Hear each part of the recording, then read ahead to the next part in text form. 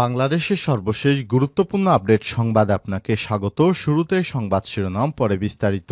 শুরুতেই জানাবো, রাজধানীর পূর্বাঞ্চলে প্লট কেলেঙ্কারি, দুদকের মামলায় আসামি ব্রিটিশ মন্ত্রী টিউলিপ। ক্ষমতার অপব্যবহার ও দুর্নীতির মাধ্যমে পূর্বাঞ্চলের ৬০ কাঠা প্লট বরাদ্দ নেয় শেখ হাসিনা ছাড়াও তার বোন শেখ রেহানা, বোনের ছেলে রেদওয়ান মুজিব সিদ্দিক ববি, মেয়ে আজমিনা সিদ্দিক সহ কয়েকজনের বিরুদ্ধে আবারও ৩টি মামলা করেছে দুর্নীতি দমন কমিশন দুদক। এর মধ্যে আসামি হিসেবে আছেন শেখ রেহানার মেয়ে এবং ব্রিটিশ মন্ত্রী টিউলিপ সিদ্দিকী।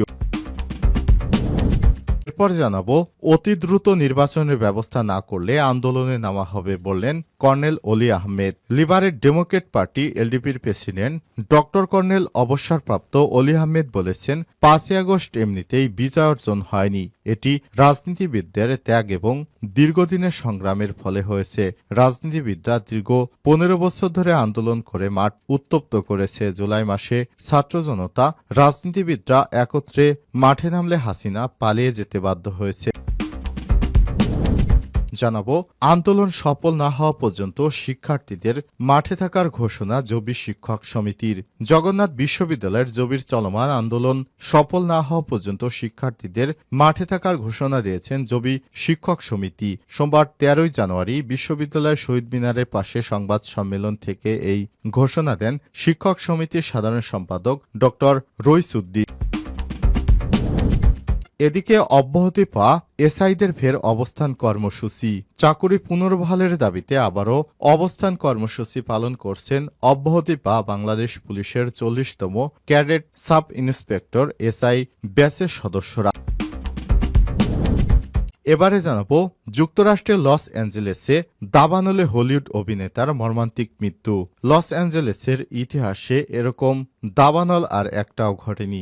আগ্রাসী আগুনে জ্বলে পুড়ে ছারখার হয়ে গেছে লাখো মানুষের ঘরবাড়ি। এ বিষয়ে কোটি কোটি টাকা সম্পদ নষ্ট হয়েছে। লাখের বেশি মানুষ তাদের বাড়ি ছেড়ে পালিয়েছে। তবে অনেকেই দাবানলের আগুনে প্রাণ হারিয়েছে হলিউডের এক সাবেক অভিনেতাও। এই অভিনেতার নাম ররি স্কাই। এবং সর্বশেষ জানাবো, প্রেসিডেন্ট পদে ফিরছেন ডোনাল্ড ট্রাম্প, কাজ হারাতে শুরু করেছে ভারতীয়রা। আর মাত্র কিছুদিনের মধ্যেই মার্কিন প্রেসিডেন্ট পদে আসীন হবেন ক্ষমতাসীন প্রধানমন্ত্রী ডোনাল্ড ট্রাম্প। তার এই প্রবর্তনের ফলে মার্কিন মুলুকে আবারও জোর বিতর্ক শুরু হয়েছে H-1B ভিসা নিয়ে। এর ফলে এর মধ্যে দেশটিতে কর্মরত ভারতীয়দের কপালে চিন্তার ভাঁজ।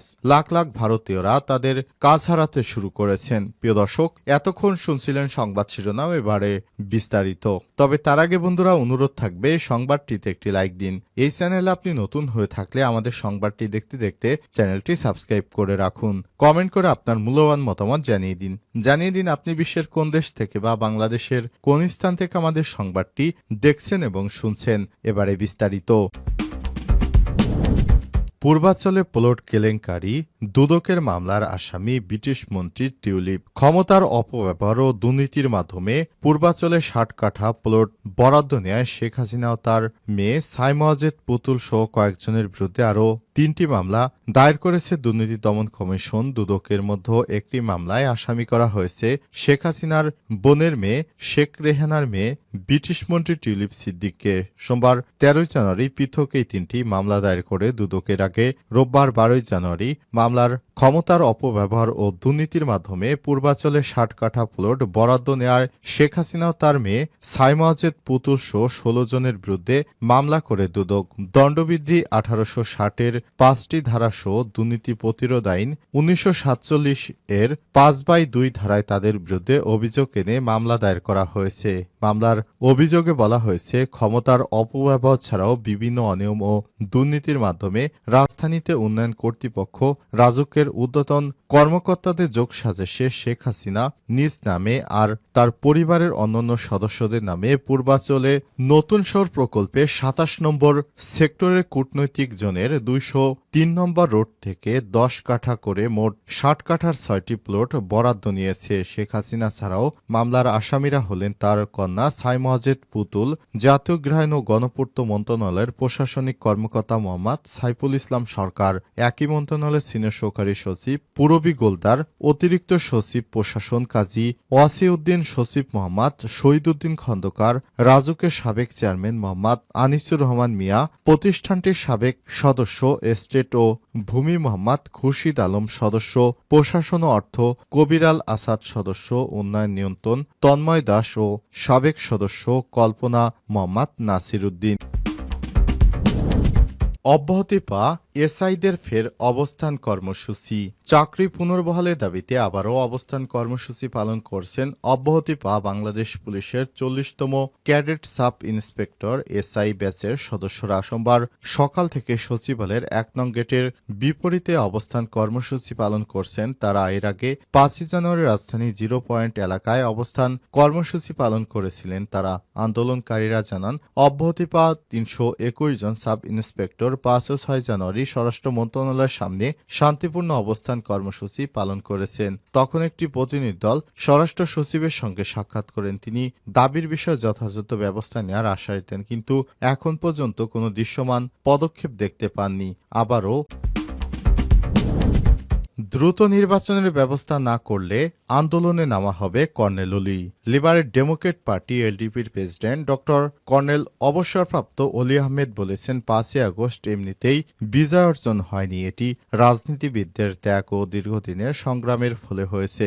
রাজনীতিবিদরা দীর্ঘ ১৫ বছর ধরে আন্দোলন করে মাঠ উত্তপ্ত করেছে। জুলাই মাসে ছাত্র জনতা রাজনীতিবিদরা একত্রে মাঠে নামলে হাসিনা পালিয়ে যেতে বাধ্য হয়। এ সময় তিনি বলেছেন, অন্তর্বর্তীকালীন সরকার জনগণের প্রত্যাশা পূরণ করতে ব্যর্থ হয়েছে। আমাদের এখন মূল বিষয় হচ্ছে একটি সুষ্ঠু গ্রহণযোগ্য জাতীয় সংসদ নির্বাচন। দ্রুত জাতীয় সংসদ নির্বাচনের ব্যবস্থা না করলে অন্তর্বর্তীকালীন সরকারের বিরুদ্ধে আন্দোলনে নামা হবে। সোমবার রাজধানীতে মগবাজার এলডিপি কার্যালয়ে এক সংবাদ সম্মেলনে সব কথা বলেন অলি আহমেদ। কর্নেল অলি বলেন, আমরা যারা বিরোধী দলে ছিলাম আমাদের অনেকের বিরুদ্ধে ৩০০, ৪০০ এমনকি ৫০০ পর্যন্ত মামলা হয়েছে। ৫ই আগস্ট বিজয় এসেছে রাজনীতিবিদদের শ্রমের কারণে। তাই আমাদের সর্বাগ্রে দাবি হলো জাতীয় সংসদ নির্বাচন।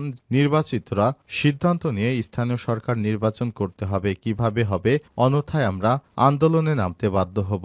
অলি আহমেদ বলেছেন, আমরা সংস্কার চাই, তবে সংস্কারের কোনো আলামত দেখতে পাচ্ছি না। গত ৬ মাসে কোনো দুর্নীতিবাজ লুটেরাদের বিরুদ্ধে ব্যবস্থা নিতে দেখিনি। আশানুরূপ সংস্কার কাজ অগ্রগতি না হয় জাতি হতাশ হয়েছে। জাতি এবং অন্তর্বর্তীকালীন সরকারের কাছে অনেক কিছু আশা করেছিল। আমি মনে করি তারা অপারগ, তাদের সেই দক্ষতা, অভিজ্ঞতা এবং কর্মস্পা নেই।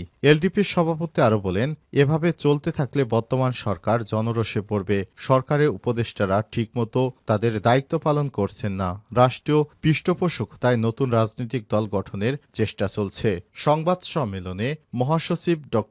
রেদওয়ান আহমেদ সহ পার্টির সিনিয়র নেতারা উপস্থিত ছিলেন।